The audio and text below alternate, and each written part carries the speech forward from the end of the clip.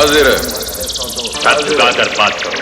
ये सर किसी इंसान के सामने नहीं झुक सकता जेलर साहब। झुकेगा तो उसकी चौखट पे, या उसके दरबार में झुकेगा, या उसके दरबार में झुकेगा, या उसके दरबार में झुकेगा। बुढ़ी बाबा भोजपुरी